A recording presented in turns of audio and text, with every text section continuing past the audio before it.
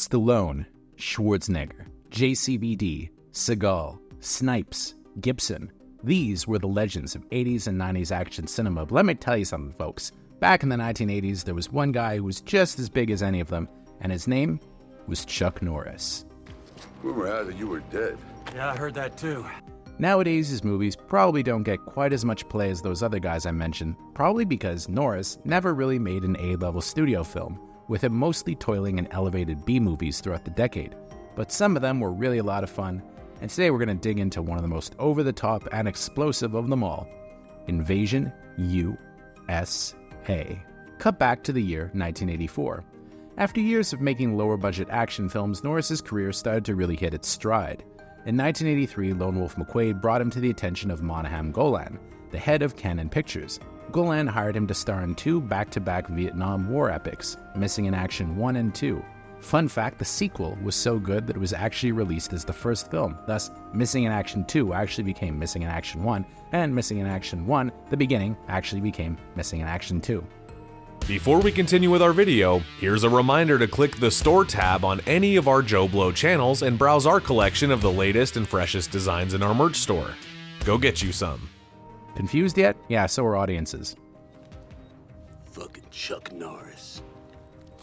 Nevertheless, the first film made a ton of money. In fact, it was a runaway hit, and it led to Norris signing on to a long-term contract with Cannon.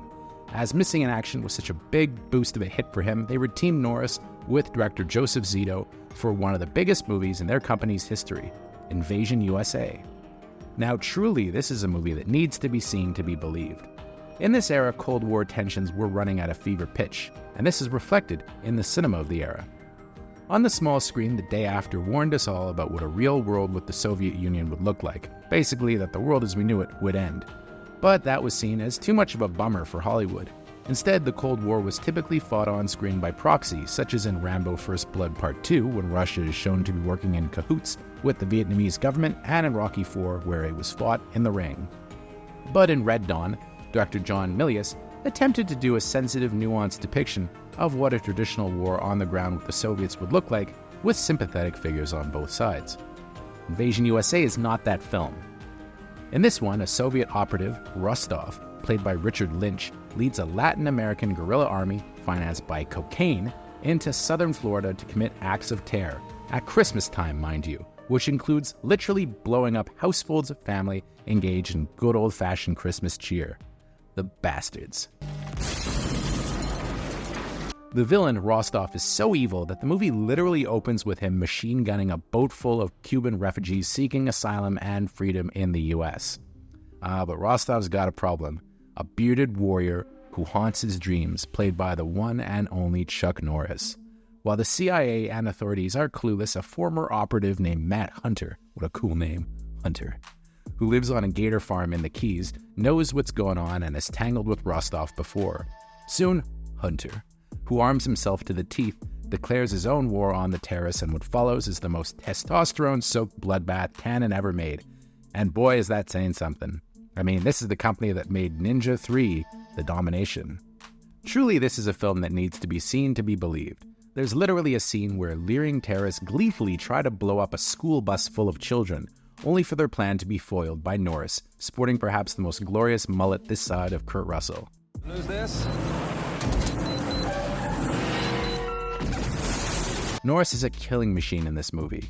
In a booze-fueled conversation some years ago, I debated the merits of the film with John Fallon, who some of you may know as the man behind Arrow in the Head, and a frequent guy that you see on JoBlo Horror. And he's currently our director of operations here at JoBlo.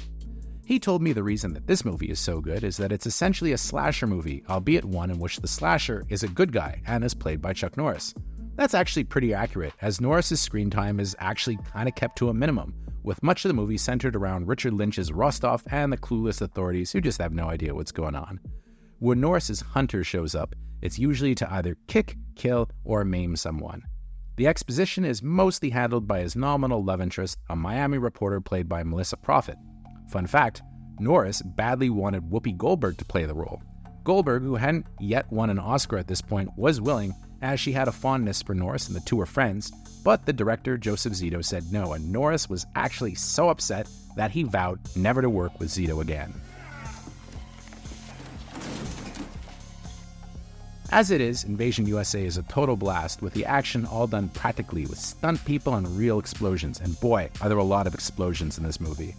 It was one of Cannon's biggest films ever, with the mall shootout costing more than many other full movies produced by them.